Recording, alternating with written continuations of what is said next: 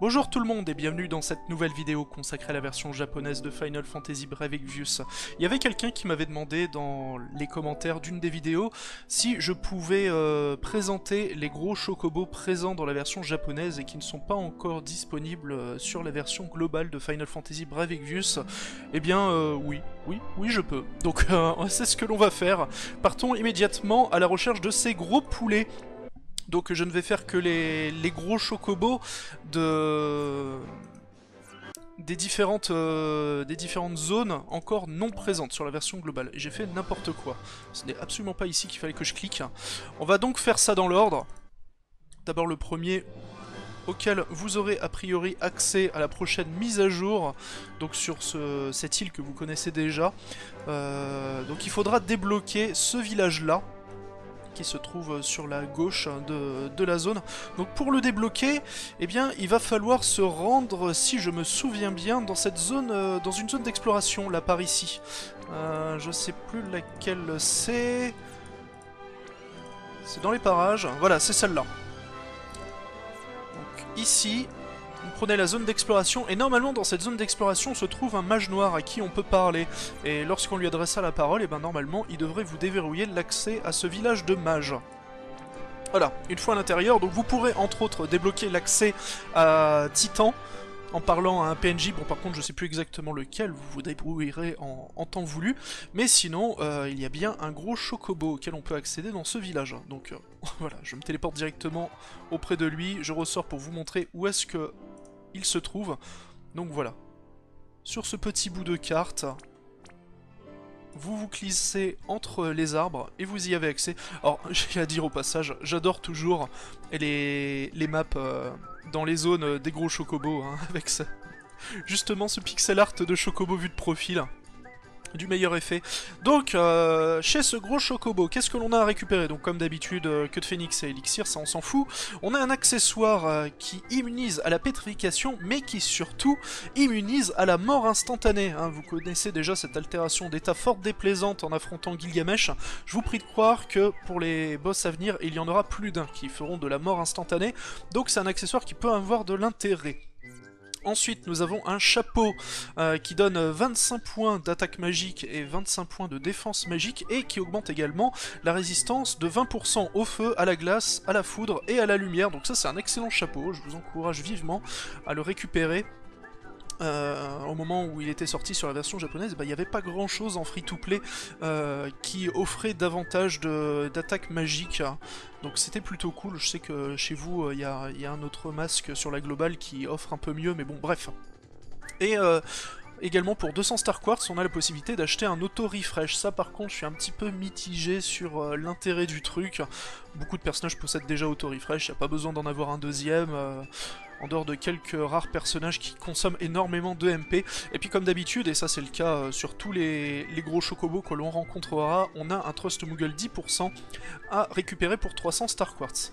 Voilà, mais c'est vrai qu'il faut faire une petite vidéo quand même sur les gros chocobos, parce que bah, les Star Quartz justement, c'est pas une ressource qui coule forcément à flot, donc se préparer aux futurs objets intéressants et savoir sur quoi dépenser ces précieux Star Quartz, et ben ça peut avoir de l'intérêt. Ensuite, la zone suivante qui sera débloquée, ça sera celle-ci. Donc il faut se rendre dans ce village-là pour découvrir un nouveau gros chocobo. Encore une fois, je vais me téléporter directement chez lui et ressortir. Voilà. Donc c'est tout à droite du village. Alors, on se glisse derrière ce pan de falaise. Et hop, on y a accès. Donc ce gros chocobo-ci, qu'est-ce qu'il a à nous proposer?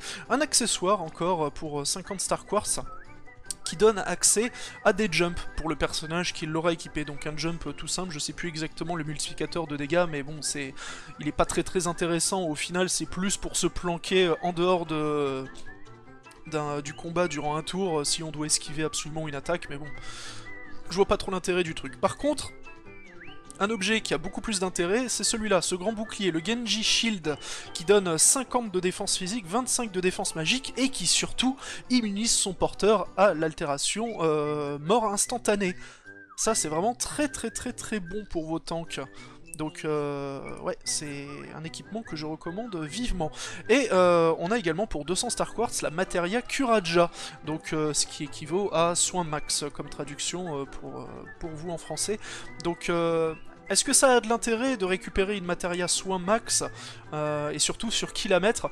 Ben, au moment où c'est sorti, je vous dis, ça n'a pas énormément d'intérêt, à la limite pour ceux qui ont pool Transtera, peut-être si vous voulez lui donner plus de puissance de soin, mais elle n'a pas non plus dual cast, donc ça serait 2 slots d'habilité pour la transformer en une sorte de healeuse de substitution, en plus de faire des dégâts. Ouais, je suis pas très convaincu. Par contre, assez récemment est sorti sur la version japonaise le tank magique Mystère, et Mystère possède nativement Dual Cast, et comme c'est un tank magique, donc elle a une très bonne stat de défense magique, donc idéal pour augmenter la puissance des soins, mais le personnage ne possède pas justement de sort de soins, mais elle peut équiper des magies blanches, donc sur elle, il y a un vrai intérêt à récupérer Curaja pour le lui équiper. En tout cas, c'est ce que j'ai fait, et je trouve ça plutôt sympa comme résultat. Donc à vous de voir si au moment où ça sortira, à la fois Curaja en Materia et le personnage de Mystère, si ça vous tente de faire un combo de la sorte. Bien, gros chocobo suivant, qui est beaucoup plus loin. Dans la deuxième zone de la tour de cristal. Dans ce village. Un village habité par des Moogles d'ailleurs. On sait pas trop ce qu'ils foutent là, les pauvres. Ils se sont un peu perdus. Mais soit. Donc on peut directement aller vers le gros chocobo. Il se trouve pas très très loin. Voilà, on va dans la zone de gauche. Et ici, on va vers le haut. Et hop, on y a accès. Bonjour gros chocobo, qu'est-ce que tu as à nous proposer? Alors, lui aussi des récompenses assez intéressantes. Donc bon, à 50 Star Quartz, une capacité pour récupérer des MP à chaque fois que l'on marche dans une zone d'exploration. Bon, ça, bof bof bof. Par contre, pour 100 Star Quartz, et là c'est très intéressant, un excellent bâton pour mage en free-to-play qui offre bon, 9 petits points d'attaque physique, ça on s'en fout, mais 81 de... En plus j'ai dit défense physique, non, attaque magique, pardon, 9 d'attaque physique, 9 d'attaque physique, je vais y arriver, et donc oui, 81 d'attaque magique, ça c'est vraiment très très très très bon, ça le met pas très très loin de la récompense de confiance de Arc. Et qui en plus donne un plus 20% de MP au passage, ça c'est toujours bon à prendre, donc ça c'est un excellent bâton. Et on a également une Materia pour 200 Star Quartz qui permet d'équiper des harpes.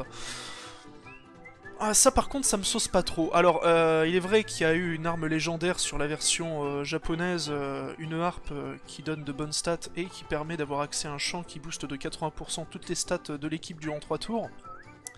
Mais de là à essayer à tout prix de faire porter des harpes à différents personnages en achetant cette Materia, pour 200 Star Quartz, je trouve ça un petit peu cher payé, je dois vous avouer. Donc, je ne sais pas. Bon, c'est à votre discrétion.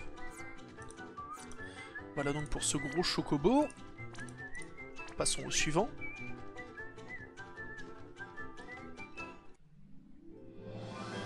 Le suivant est d'ailleurs dernier en fait.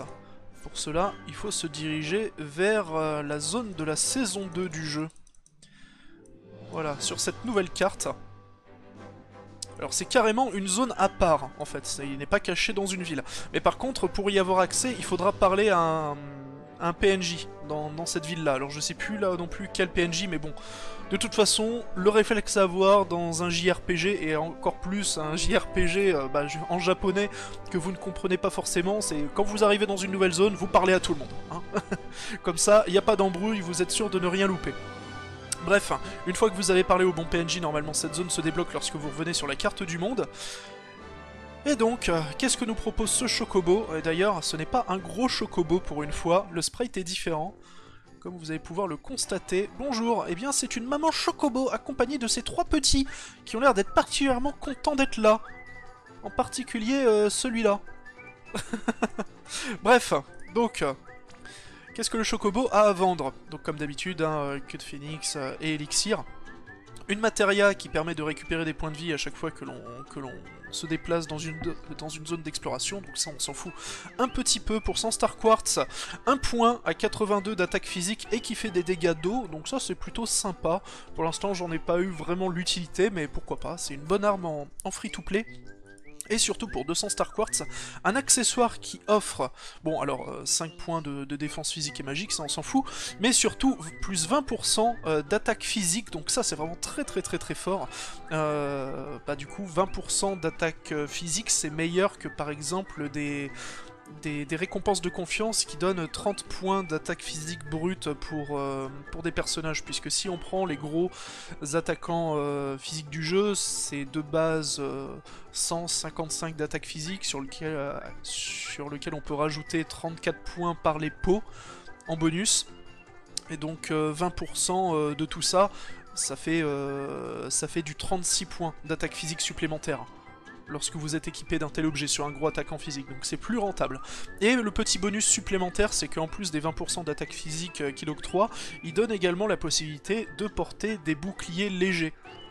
Donc bah forcément, si on met ça sur un attaquant physique, on va le jouer très certainement en ambidextrie ou en double hand, donc on s'en fout de porter un bouclier. Mais il y a au moins sur un personnage où ça peut avoir un intérêt. Le Metal Slime. Le Metal Slime, donc ce personnage de Dragon Quest assez spécial, qui ne va que jusqu'à 5 étoiles, mais qui est pourtant très puissant, il a peu de points de vie, il ne peut quasiment rien équiper, mais il a des stats de fou. C'est actuellement l'un des tanks les plus intéressants de la version japonaise, oui, je vous assure. Et donc le perso, bah, il peut quasiment rien équiper, il a pas de slot de matéria, et il ne peut porter que des accessoires, ce qui le limite énormément, mais en fait il en a pas trop besoin vu ses stats. Mais donc là, ce que l'on peut faire, c'est lui mettre cet accessoire. Avec cet accessoire, il pourra porter un bouclier, et donc on peut lui mettre par exemple un bouclier léger. Il y a l'un des boucliers légers présents dans le jeu qui augmente de 30% la résistance au feu, à la glace et à la foudre. Comme avec ses upgrades, le Metal Slime possède déjà une résistance à tous les éléments de 50%. Avoir 80% sur feu, glace, foudre, c'est quand même assez fort. Donc ça peut valoir le coup de mettre cet accessoire sur lui, et puis en plus, voilà, sur les attaquants physiques. Donc, eh bien, on a fait le tour des différents chocobos et des objets qu'ils ont à offrir dans la version japonaise. Donc j'espère que ça vous sera utile, cette petite vidéo, si vous hésitiez à claquer vos Star Quartz sur tel ou tel objet.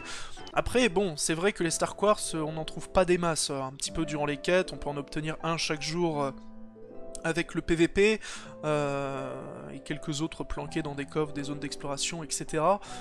C'est difficile de se faire un gros stock de Star Quartz, d'ailleurs vous avez bien vu sur sur quasiment tous les gros chocobos, ouais non, même sur tous les gros chocobos que j'ai montré, je n'avais pas encore chopé le Trust Moogle 10%, donc oui, moi non plus, hein, je n'ai pas énormément de Star Quartz, mais par contre n'oubliez pas, je crois que ça n'a pas encore été le cas sur la version globale, mais sur la version japonaise, il y a eu plusieurs bannières qui offrait 3 Star Quartz en bonus pour chaque tirage que l'on faisait. Donc 33 Star Quartz bonus si on faisait un tirage à 5000.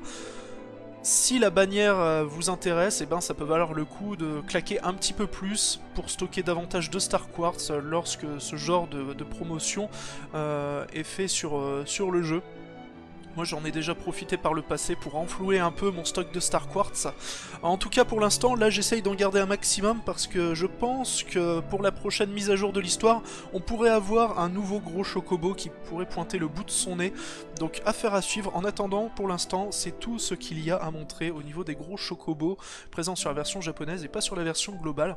J'espère que ça vous aura aidé. En tout cas, je vous fais des bisous moustachus et je vous souhaite bon jeu sur la version japonaise de Final Fantasy Bravectus.